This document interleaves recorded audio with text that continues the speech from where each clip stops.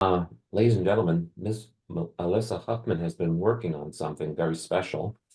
And for those of you who attended 10X, you saw that a major investor has expressed interest in what she's doing. And I learned later that another major investor who was at the show also expressed interest.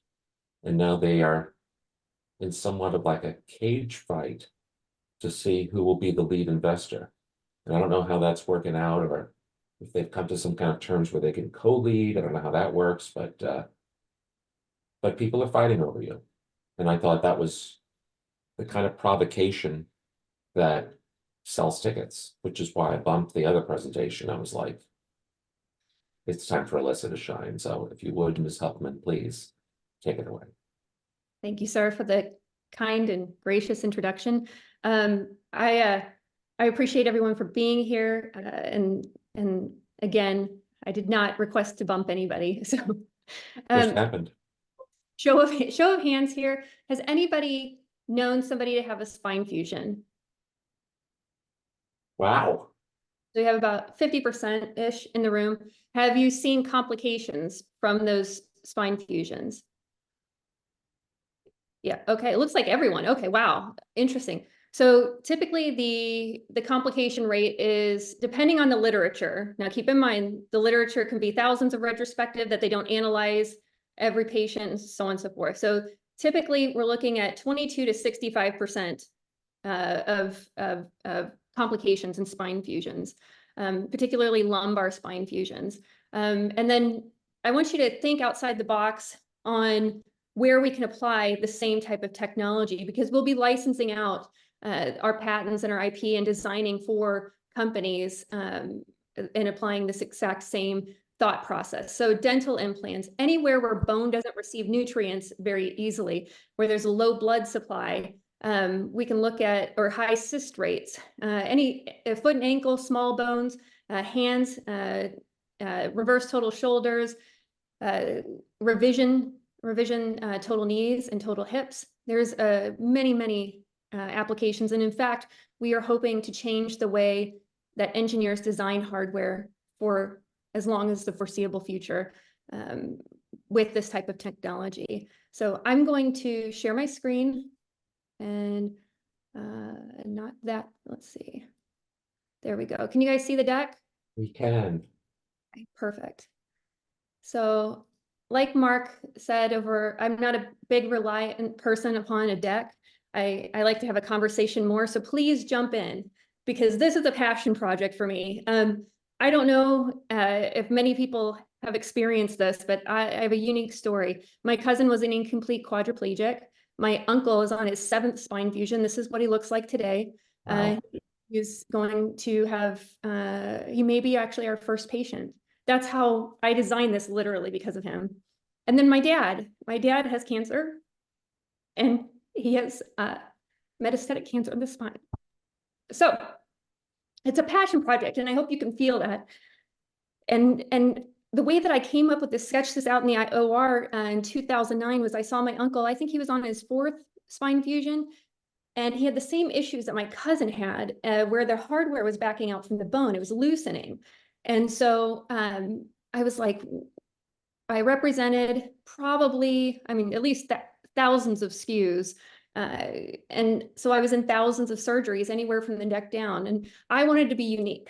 At that time, distributors, which I was, a distributor and sales rep, depending on the company, I was 1099. So I could pick up a variety of platforms and companies. At one point, I had 11 companies that I represented. And the reason why I did that, and it was very unique at that time, was because I had to compete. And the way that I could compete, because I was female, wasn't traveling with the doctors, going to golf games, and being very familial. It was studying and putting my head in the books and learning about biologics and emerging technology and computer navigation. And so because of my long tenure with biologics, I started seeing why therapeutics couldn't be applicable to hardware. And I saw what hardware had the best stability rates across the board, and typically they were porous. And so that led me to believe that because of the porous nature of the implants, blood supply was able to flow through and thereby deliver better, stronger bone and faster. And so we're looking at the most common issue in spine fusion is mechanical screw loosening, which is 30 to 54%. And then the average spine, there's 5.2 million spine surgeries performed every year, and it's increasing on average at a 7.9 annual rate. So this is not going away. We are nowhere near what we should be with regards to disc replacements, not disc replacements, but disc regeneration, because fusions have worked so well in theory. Even though we have better hardware throughout the years, somewhat better hardware throughout the years, we still have these complication rates that continue to escalate. So here's what spine fusions look like. So from the lateral side, if you look, you'll put two screws in, and then you connect a rod, and you take out this area right here, which is the disc, and you put in an implant in here. And the goal is for the hardware to stabilize everything while this can create an entire piece of bone while it fuses. Now, keep in mind that the very first spine surgery ever performed looked very, very similar to this, and it was in 1909. So it's hard to grasp that in over 100 years later, we're still doing the same technique, but that's because it was effective, and it remains effective for the most part. One thing that we didn't understand until about 2020 was how different bone is in comparison to everywhere else in the body. Now, if you're thinking about hanging a TV on a wall, you're not going to hang it on this type of scaffold. You're going to hang it on this type of scaffold. And many surgeons don't recognize that this is the average bone. So when they're looking at DEXA scans, which are 30 to 40% unreliable, they're able to dissect which patients are not candidates, but only 50% of spine surgeons actually do DEXA scans. There's actually a better, Hounsfield unit is a better qualifier for bone mineral density. So I'll get into the grid of it. What we did is we took the porosity that you saw on the last page of vertebral bone. The closer you can match it, again, this will be commercialized this way. So we are not custom to the patient. We are taking the average bone mineral density pattern and we're applying it to 3D printed technology. And we're stabilizing it within the pedicle with this roughened topography. And what you'll notice here is there's a lip. And that lip is responsible for helping grab that bone as you insert, as you screw in the screw, it collects the bone in the pores. And then what the really, really cool part and the therapeutic part of this is understanding how regenerative medicine works. You can actually draw stem cells in and then re-inject them. And so this area that has bone in these little pores is now acting as a strainer to collect the cells. If you'll notice here, this is the technique. It takes a few seconds, and then we do acknowledge that there are cells just in one draw.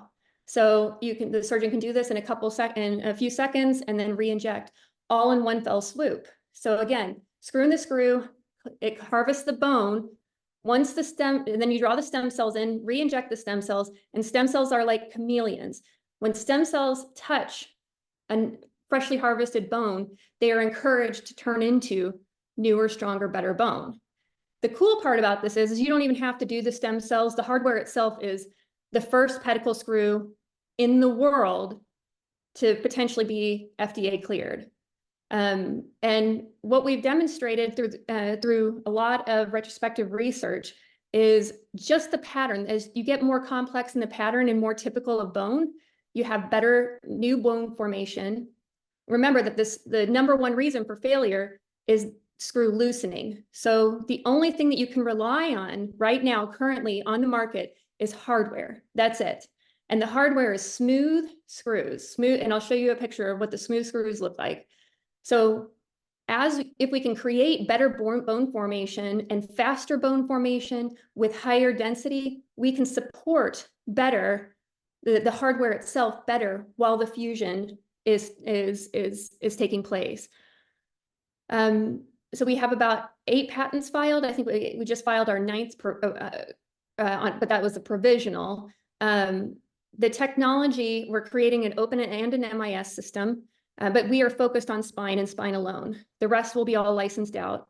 We are truly, truly focused on where we can do the greatest global good, and that is in the spine. But we will help facilitate to grab information and create a registry demonstrating we can reduce revision rates across the board with this type of technology and therapeutics included in it.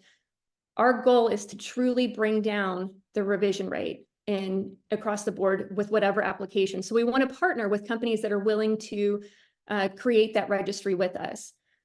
Our goal is revisions initially, and then over time, surgeons will adapt to it because we're not choosing, we want to become the standard of care.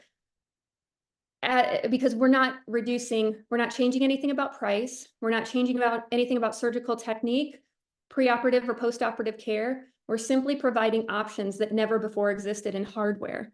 And our goal is to partner with companies that we can deliver drugs and study through the hardware.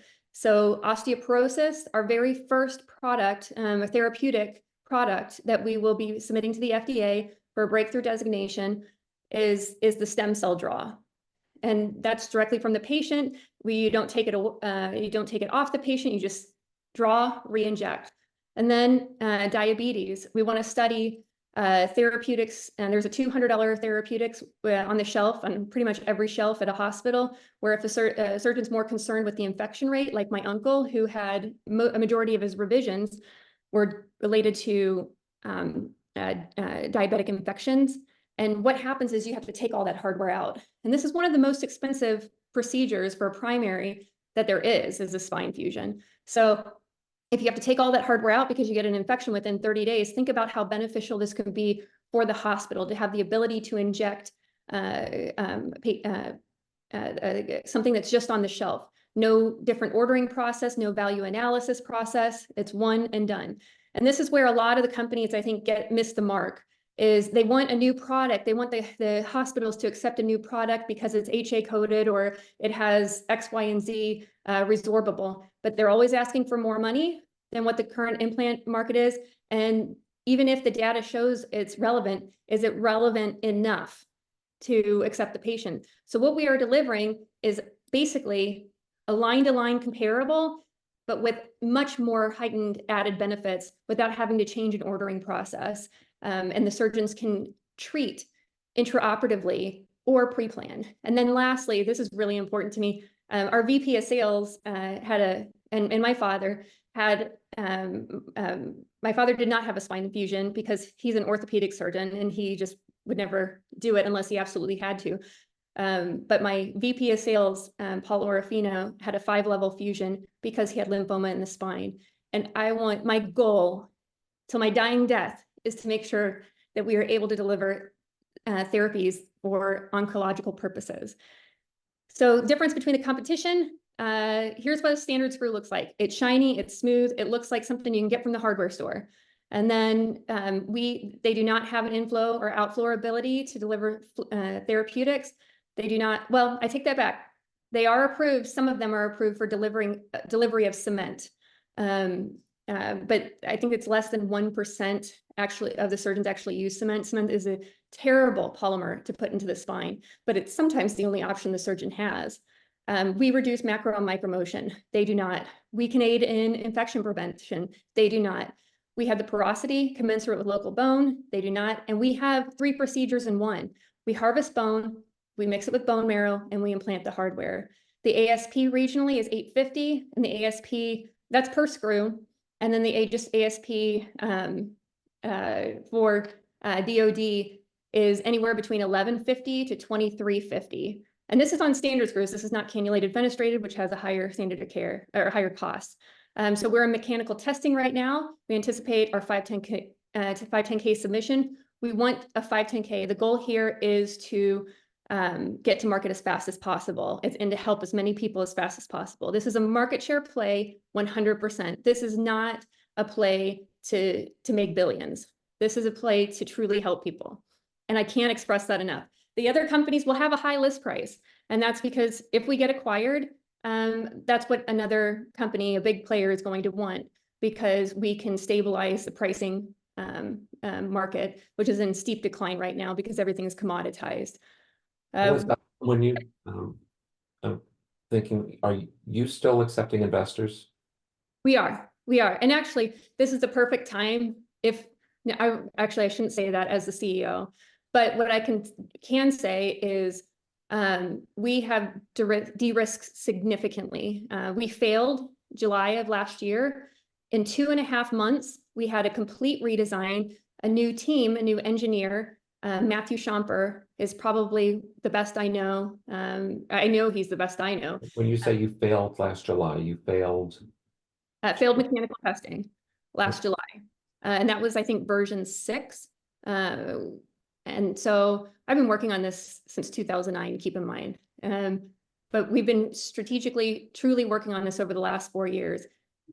Big companies still aren't able to produce a pedicle screw of the size that we can. And we did a complete redesign. In 2.5 months, we had preliminary testing, because our manufacturing partners, they flew through the process of manufacturing for us and we passed ASTM 1717, which is the most challenging test for this device. So we're going into testing. We started yesterday. And we're going into testing with not only good faith that we can deliver something that hasn't been delivered before and achieve mechanical testing. We also have a backup plan for it as well. So on the previous slide, though, you said something like, this isn't a plan to, get rich or to something like that.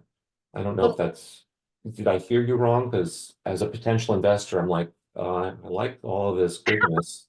Well, I do also like the idea of getting rich.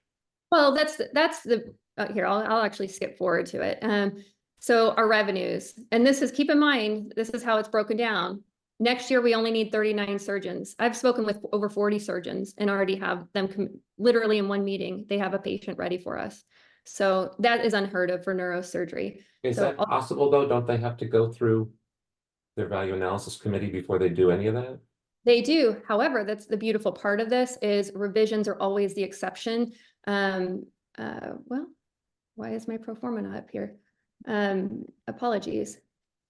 There it is. Okay, sorry. So we're looking at, with 39 surgeons in 2025, 11 million in revenue. This is a market share play. There's 2 types of economics. There's one, you price high and you have less cases. There's another that if you want to be like Apple or if you want major penetration, market penetration, and you want to switch something, you have to recognize what the market's willing to pay. And they were really smart when they came out with the Apple iPhone and they only charged $300 first. Right. And now look at it. So your plan is to come in low and take pricing as you get adoption. Absolutely. And what are other screws going for these days? They're going between $850. Well, there's a few hospitals that are looking at $450 per screw, but that's very rare. They're all the way up to $2,350 per screw, depending on the hospital. So you want to come in at less than half the going rate? We want to come in exactly what the hospital is paying currently. I'm sorry, you just said that they pay $450 and as much as $2,300. Depending on the hospital, we will match hospital pricing, is what I'm saying. Okay, so it's not because you said 200 a screw on the previous slide. I did. Maybe a slide took up. There was oh, maybe your finance one, whatever slide that was. Oh, okay. Yeah. More forward, I think.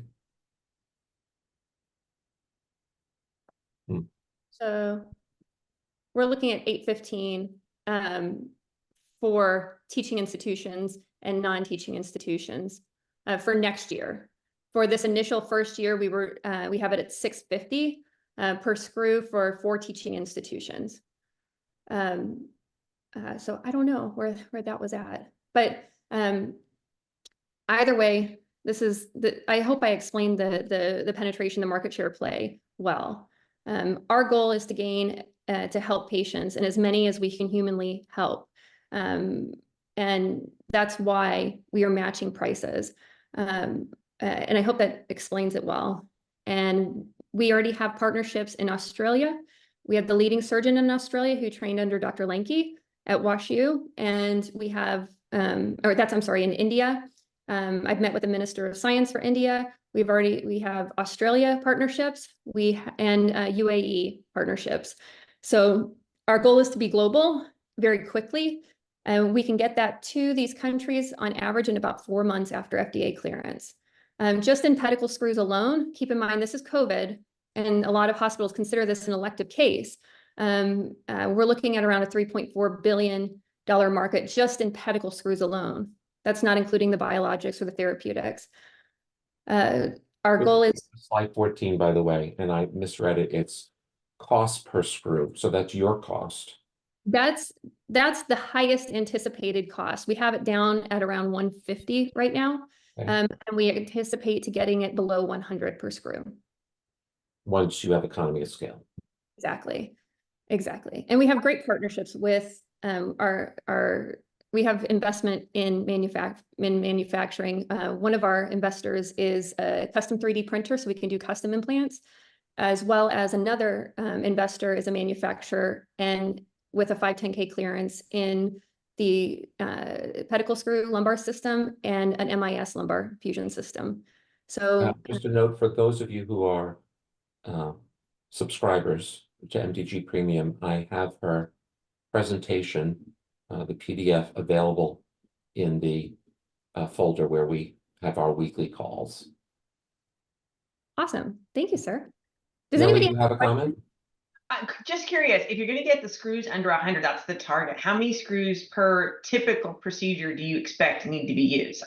I'm thinking maybe 2, 4, something, you know. No, well, remember we're a revision play initially. And so on average, so we averaged it out at around 7 because scoliosis cases, you're going to fuse the entire spine sometimes. I really think a fun and interesting play would be for the magic rods or the magnetic rods that lengthen over time for scoliosis patients, because you put so much pressure on the screws themselves as the spine is lengthening. So I think that we could have a really good collaboration with one of those manufacturers. But we averaged 7. It's really between 6 and 8, so that's why we went with 7. Yeah, I have to tell you, I'm very impressed with the coarse material, the coarse texture on the screw. I mean, in my brain, I don't think I ever would have thought of that. I would be smooth is always better, but I think that's kind of brilliant, just to give you some, golf claps. Thank you. I have chills, Nelly. I really appreciate that. I was offered to go speak on behalf of our manufacturer over in Germany, because what we're doing is so unique. And we're not just creating this for cost reduction. We're creating this. Actually, we're not creating this for cost reduction whatsoever. We're creating this, and it is so complex to do this. I think Medtronic has been trying to do this for 15 years. The only way to do this is to have a design engineer that has manufacturing experiences, and then have a manufacturer that has troubleshooting experiences. So our manufacturer actually worked for GE, and his job was to solve the problems. So he knows how to manipulate the machines well enough to create extraordinary things that typically can't be reproducible. So I'm curious, and because it's so innovative and so out of the box. What was the aha moment? I mean, you hear of really weird things that have absolutely nothing to do with medical device. What in your brain said, "Oh, we need texture"? I mean, what was the aha? You know what? It's so funny that you mentioned that.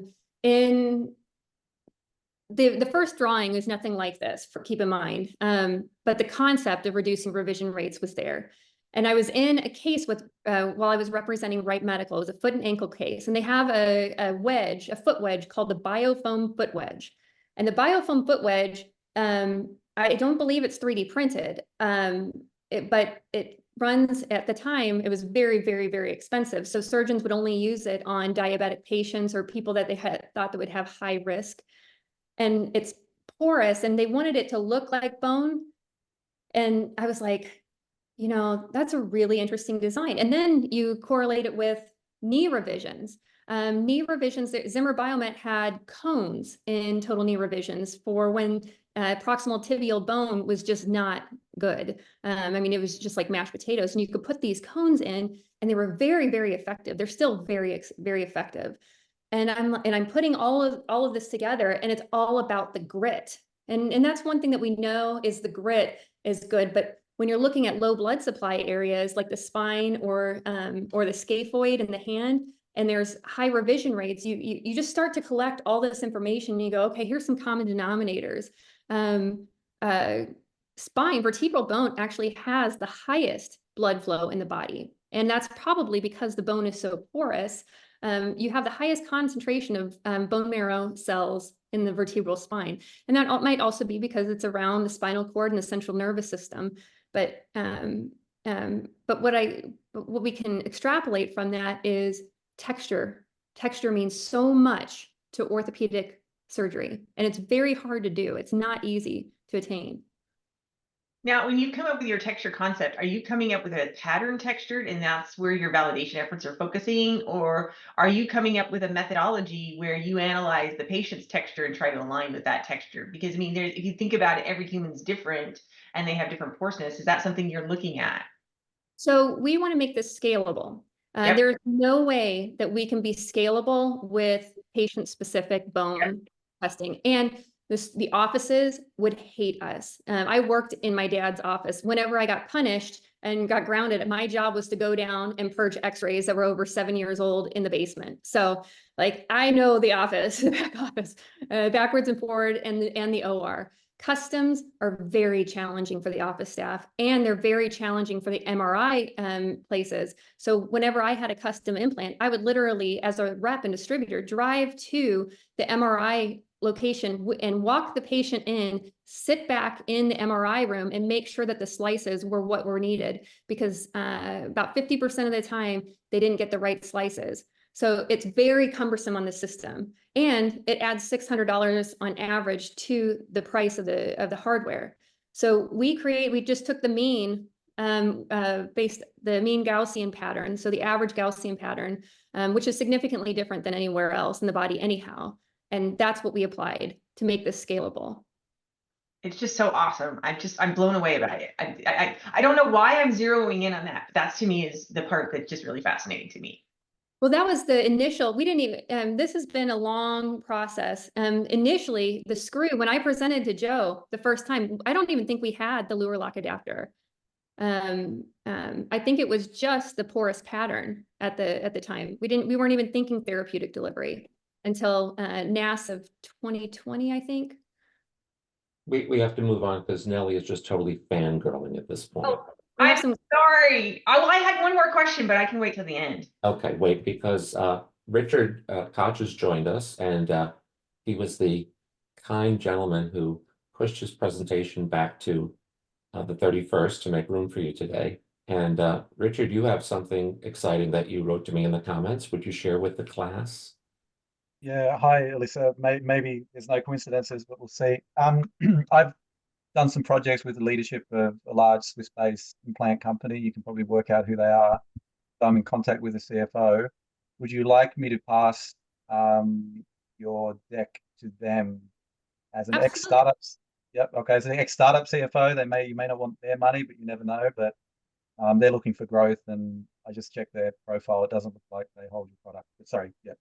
Would it be appropriate, Alyssa, for him to share the deck? I made an exception, and I put a link to the deck for everybody on the call, whether you're a subscriber or not. Awesome. Yeah, thank you so much. Yep, we are, and thank you for being bumped. I told Joe not to bump you, and he did it anyways. Yeah, we are. Guiltless in this. It's completely on me. I want to make sure that everybody's aware. Yes, everyone knows you're nice. Okay. All right. I'm happy to do it. Awesome. Thank you so much. And for those of you who know my personal story, we plan to use my personal story of survivorship, so to speak, to gain public awareness. And I went through a series of a few years where I was in the middle of a divorce, got hit by a drunk driver going 77 miles an hour, had to have told my employer I needed brain surgery, and my employer let me go. And Let you go as in let you get surgery or fired you? fired me. I was part of a RIF. I was one of the number 1 or number 2 in sales in the company. And if you looking back on the data, I was the only one that had actually produced more than 1 or 2 sales. And this was a capital position, so I was doing very well. In fact, my what is it called, the annual review, it said Alyssa is a shining star at blank company, and we expect a long tenure with her. So I decided right then and there I was not going to work for another company again. And I myself had 3 or 4 bones broken right by my spine. The ribs were broken by my spine, and my rib cage is permanently deformed. And I just saw, like, if this was the pain that I was personally experiencing, I can't imagine what my uncle or my cousin experienced.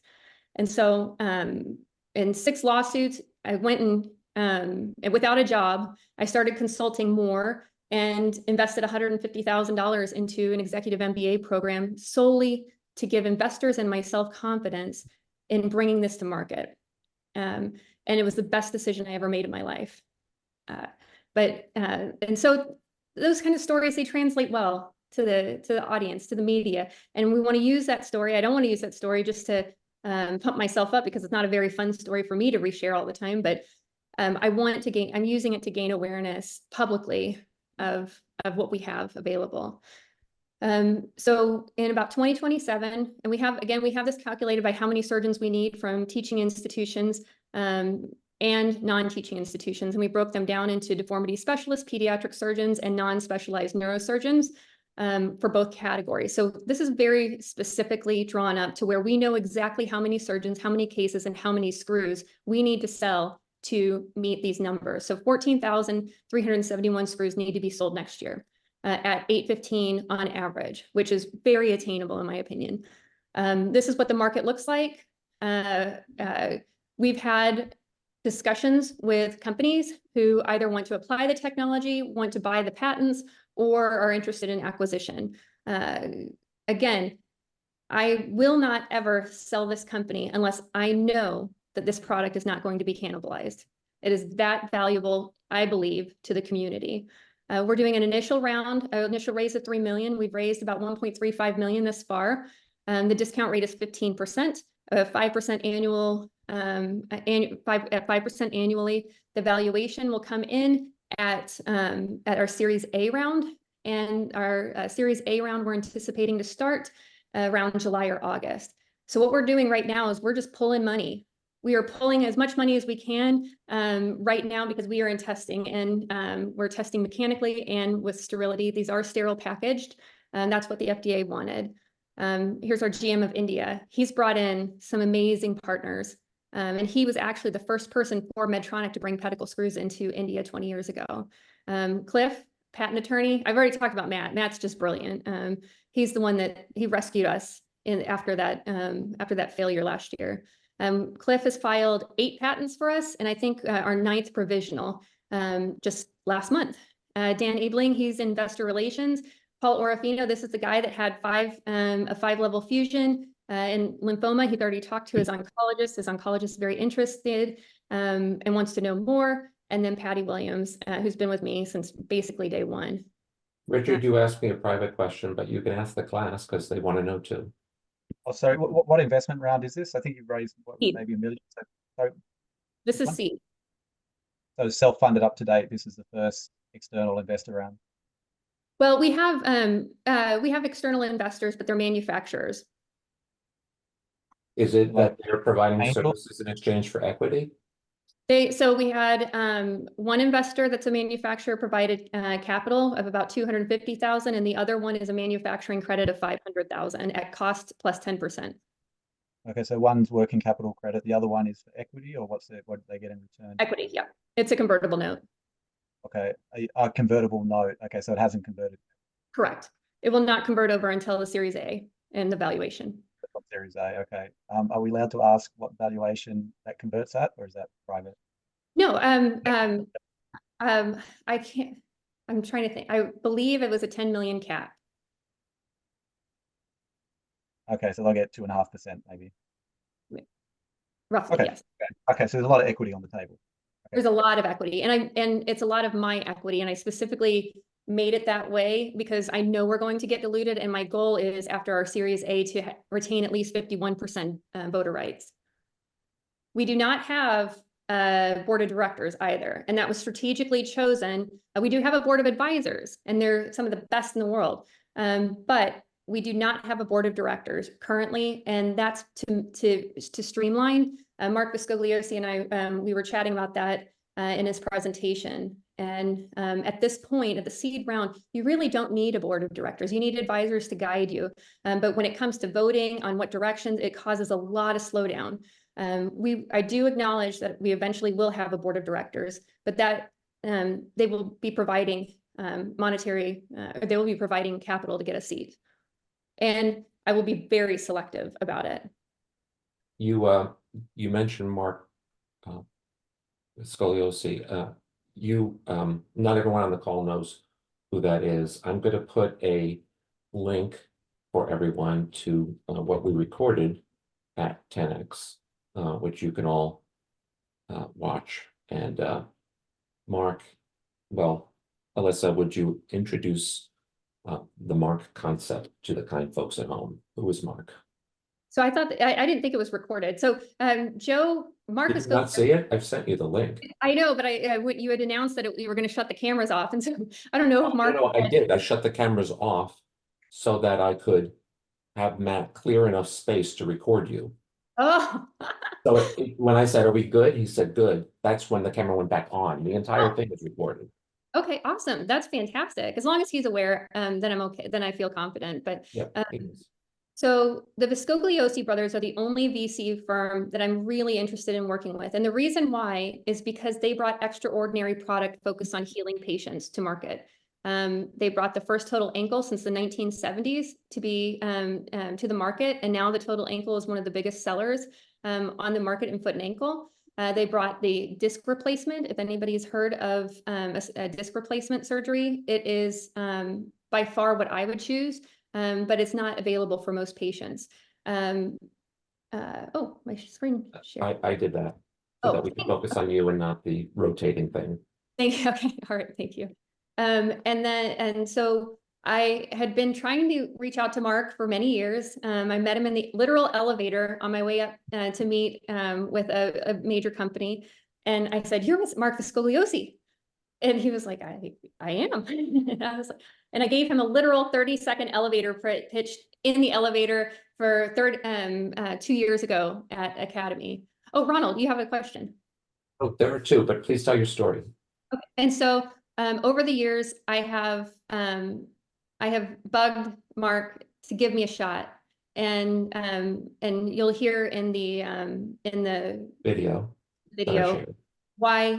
why he was open and why he remains open and why we're the 1% that he's considering. So of the 350 to 450 applicants they get a year, they only take on 1 to 2 projects, I think, annually. And I don't know if they've taken on any recently. They're very focused on pharmaceuticals and biologics.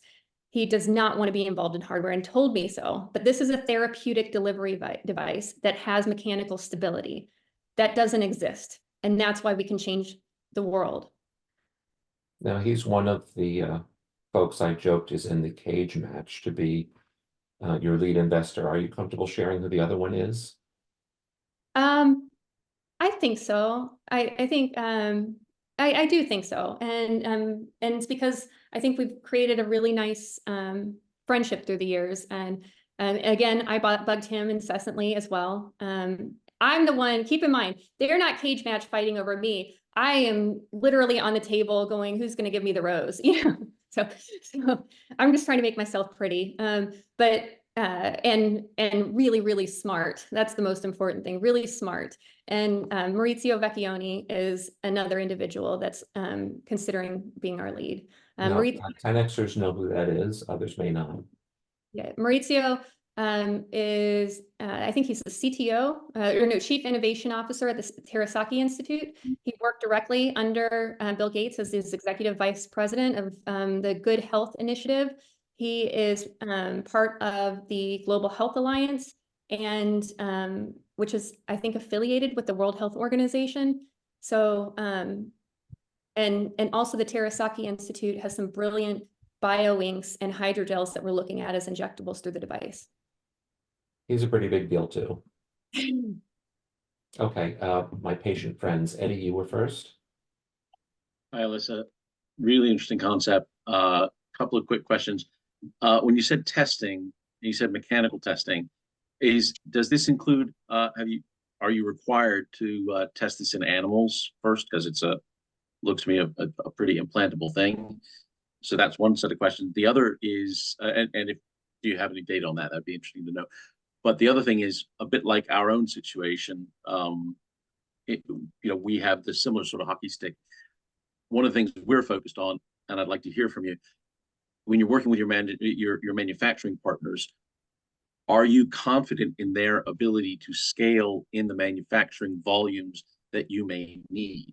Because we've only just gotten our CE mark, and we're already saying, well, we got this great partner.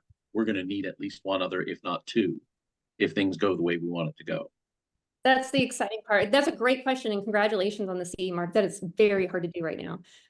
So manufacturing is just, the reason why we're getting a 510K, and we were offered, we had a discussion about breakthrough designation or de novo. We do not want to slow this train down. I'm funding a majority of this. And so part of it is I haven't taken a paycheck. I've paid myself $12,500 in 4 years. And I've been working on this without income for over a year. I went full time a year ago. So I need to start bringing in some income. But it really, even before that decision was made, the goal was to get this to market as fast as possible. So we just have to meet 510K standards of predicate device screws. And then with regards to manufacturing partners, we have investors, a couple of investors that are manufacturers. So we have India covered with manufacturing, Australia covered with manufacturing, and then a potential partner in the UAE for manufacturing. So we'll have US, we will produce the product for the US market in the US. And that's part of the VA alliance. Part of their requirements is to be manufactured in the US. But we do have partnerships that we can utilize as well throughout the globe. But before, and I'm sure Ronald could ask this question more intelligently than me, but it seems like you're making additional claims and yet you're still going to get a 510K? No, no additional claims. So there's two approvals here. So there's the screw just by itself. And then once we get the 510K, we will apply for the lure lock adapter, which is called Circulate, to draw stem cells in. And that is the, that's just this guy that screws onto the back of the screw. And that will be a breakthrough designation application. But the FDA advised us not to submit them at the same time. They said it complicates things considerably. And so they said, once we get the letter for the 510K of the screw, then apply for the Circulate system. Interesting. Got it. I had muted myself. No. I give the floor to Ronald and Jan, just because we're coming towards the top of the hour. Now, as longtime fans of the show know, I have no problem continuing, but some people do have hard stops. You are fundraising now. If anyone on the call is interested, how would they proceed, and what could they reasonably expect in terms of, I know you can't predict this stuff, but at the first seed, if they wanted to exit, would that be possible? Or Yep, the Kind of convertible. like bridge funding at this point, if I understand properly. We haven't closed out our seed. So, and we won't close it out until around July or August because we have applied for, we were planning on closing out next month, but Missouri Technology Corporation is considering investing 500,000 in us. And we can't close out the seed round until we close out that. But yes, get a hold of me. My email is Alyssa, ALYSSA, at Illuminate, ALLUMIN, as in Nancy, the number 8.com. And I'll put that in the chat. I'll do it for you, Alyssa at illuminate.com. Yep. And Illuminate is A, to be at the top of the trade show, Lumen to shed light on, and the infinity symbol to always shed light on. And the reason why all of our graphics are black is it's a commoditized market. And the Aurora Borealis demonstrates we're showing, giving an awe factor in a very dark commoditized market. Okay. But Ronald had a question. He's had his hand up for a Yes, while. he's been very patient. His arm is very tired. Yeah. Well, thank you for this interesting presentation, and it's a great concept. I love it. Are you thinking about Europe, the European market, CE marking? And because if so, reach out. I can help with that. Thank you. Yeah, I would love to do the European market, but right now the amount of money and capital it takes to get into a CE mark is extraordinary. So therefore, I think what our plan is to create this registry and use that over time to submit into the EU. I really would love to see the EU have this product. Yeah, I'm thinking of I mean, the real cost is at the moment you start working with a notified body, and you can already prepare. You can have your strategy ready. You can have a lot of preparation, and once you're there, once you have turnover coming, then of course it can be a quick process. Just reach out if you want to have some help with that. I'd love to. I love the concept. So yeah, please. Oh, thank you. I appreciate it. Yeah, Got I mean, any money there, Ronald? Sorry? Got any money? No, come on. I started 2 years ago with my business. Can you have It's doing well, but no, not that good. Yeah, of course, mine is always about packaging. We know, Jan. And I saw no packaging there. And I'm wondering if you are actually going to work with some of the new packaging to keep screws from falling off the surgical tables and some of the problems with ETO sterilization and all those packaging issues with shock and vibration and temperature you've got to do, because I just didn't see any of that. And I've seen too many products fail. absolutely. Jan, and for everyone, Jan is the first person I'm calling to make sure that we got everything done right. So we're very well advised by Mentor Media, extremely well advised. And in fact, Jurgen Klein, who actually did all of the sterile packaging for Arthrex when they first started sterile packaging, he works internationally and he with various countries in advising. And we were going to do trays. That was the initial concept, was to do these trays and have the screws set in. And he said the EU is trying to get those off the market because during transport, they create particulate debris over time. So we are actually doing what he told us to do. And it actually happens to be the most cost-effective route too. It's sterile packaging it.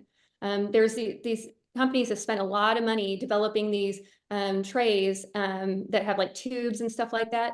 But over time, he predicts that you're going to have some complications there. Right. But with your sterile pouches you're talking about, those scratch off too, especially when you've got Tyvek. So I don't know what your sterilization method is. There's things around that too. Oh yeah. And we created, it's not plastic, I forgot what it is, but it's a tip that prevents the resistance, the wear patterns in there. So it's it's very unique what we did. So I will send that to you. I'll send you the images. We also, because traditionally the same size screw is used on each side of the vertebral bone, we package 2 screws in one, but they can stay packaged sterilely independent of one another, and then one by itself. So the surgeon can say, I just need 1 screw, or go ahead and open 2 to streamline the process. Oh, they'll make it good. Yeah, on your syringe, there's already some really good, easy packaging stuff out there to do, but the screws are everybody's nightmare on what's going on in the room. Yeah, I can't wait. I want to see Jan impressed. I'm really excited because I think we put a lot of work into the sterilization. And Andrea did our patent searches for us. I have to acknowledge Andrea too. Thank you. Yeah, it was fun. It was definitely my wheelhouse. So it was a lot of fun to do that. Yeah. So anybody that needs spine patent work and research before going in, hire Andrea. Thank you. And actually both you and Cliff was really great to work with as well. So it was great. Cliff is awesome. So yeah, the goal here is if we can reduce revision rates in 5.5 million procedures, even just 5%, I mean, that's extraordinary. That demonstrates a true game changer in the market. Our goal is to do much more to reduce the revision rate significantly more, because we're just providing options for the surgeons to be artists, so to speak. They know that a patient needs a therapeutic. We have the device that can deliver those therapeutics. And eventually over time, as we collect data, we'll in partnership with other companies, we will create enough data to get approval through the FDA. That is the true goal. And is it approval or clearance? Clearance. Thank you. Clearance, okay. Do you have a potential timeline for that? So we will submit for the screw approximately July-ish is what we're thinking.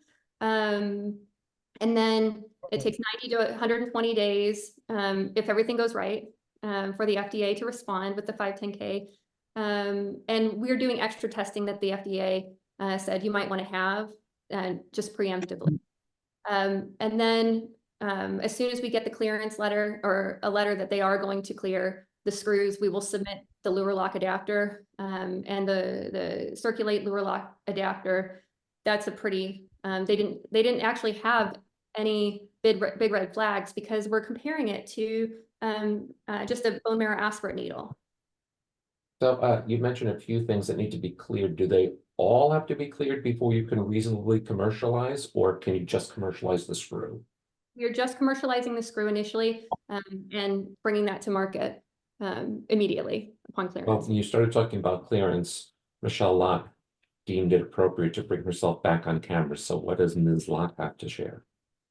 I think you answered my question as you kept talking, but I was wondering, so you've already had a pre-submission with the FDA in which they, perfect, and they accepted your predicate strategy? Correct. They were the ones that advised us, and it was a fantastic meeting, honestly. And I was very transparent. I said, our goal is to we closed off some of the porosity internally. Internally, we created it to where it's a stronger structure internally, and which closed off the pores in some of the areas. So their biggest concern with the original screw was that it was fully porous. And so although we have data from fully porous interbodies, the interbodies have cages inside of them. And so they're not just one fully porous structure. And so that was their biggest concern. So they were much more satisfied with this new design. And they were very wonderful to work with. And I'm a transparent person. There's a clip that needs to go on YouTube right there.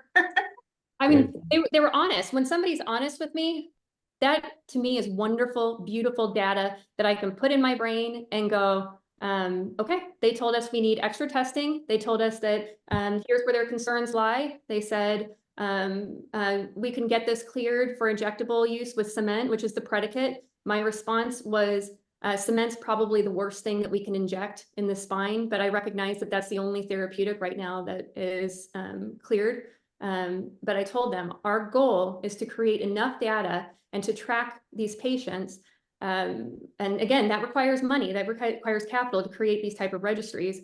But our goal is to make sure that we have enough data that demonstrates no matter what the surgeon uses, no matter the age range of the patient, we can give a product to the market that is fundamentally better than what is currently available. Michelle Mitchell has some questions. Yeah, thank you. It's a wonderful presentation and we just learned so much about it. I know that you are trying to get FDA 510K cleared right now, and you say going C is very expensive. But if you have the right team to work with you, it might not be as expensive as you anticipated. But the only thing is that we need to know if the product risk classification is class 2B or class 3, because depends on the classification, the requirement is gonna be quite complicated. And while you're doing the US side of things, you might want to collect as much data as you can, get all the papers straight, because when you go for CE, if you do, you will need the clinical evaluation plan and the report, and then based on your product, you might have to do a clinical evaluation study and investigation. But I think while you're doing the US side, if you can make an effort to organize those papers, when you go for the CE, you already done half of the work. And Yeah. then if you the post-market surveillance report, and that will really be helpful. And since you probably, I know you're engineers in Germany or manufacture in Germany, but I assume you are a US company, then you will need a EU authorized representative under MDR or even under MDD. And then I have used a company that we are very pleased, because the owner, he actually worked for TUV USA for 20 some years, and he's from Germany. So he went home and opened up a shop to help people. And he's part of the MDR revision. He's always giving talks. So if you need any information about going for CE, I won't be able to do work for you, but I will be able to introduce you to the people you might need. Perfect. That's amazing, Michelle. That's all it takes. It's people that Mark Melkerson was our advisor.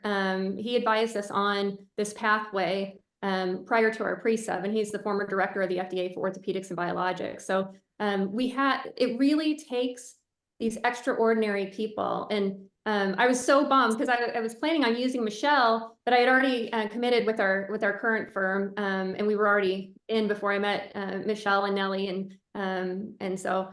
I didn't know them when we started, so, and my team had already worked with the current, but I would love to meet them. Our manufacturers are out of the US, and then we have manufacturers in India and Australia, and then potentially the United Arab Emirates. UAE, yeah. So if you're trying to go to Europe, then you will have to have all those procedures and people for reporting adverse incidents, and so that's your authorized representative. But when you're ready to go on that side of the ocean, then maybe I can help you to make connection with those people that I have utilized in the past to help our product into the EU market. Thank you, Michelle. Hey, we'll close with a comment from Ronald. You had something else to add.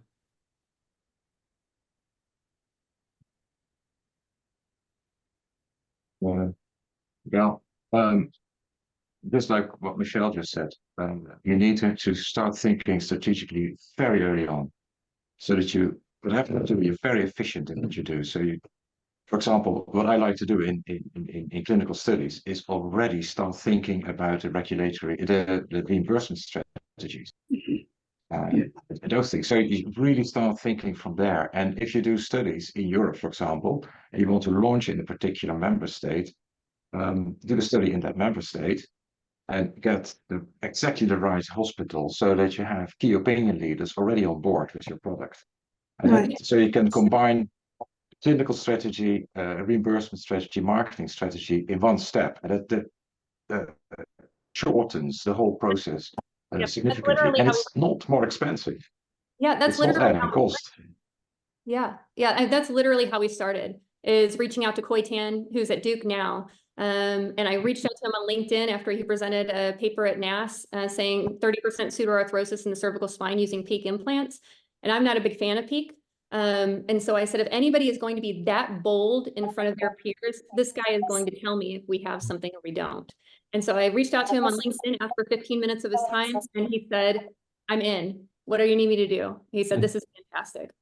So, and then he created his team. So we have East Coast, Central, and West Coast represented, and then a regional representation on our alpha launch.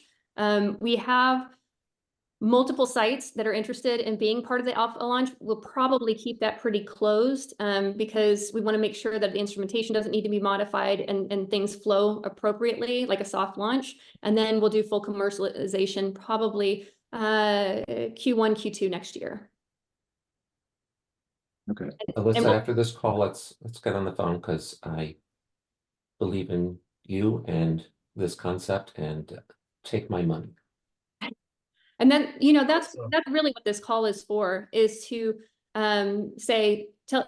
here's what the market looks like. 95%, there's a 95% less investment in startups by VCs than there was Q1 of 2022. 95%, I've never heard of that.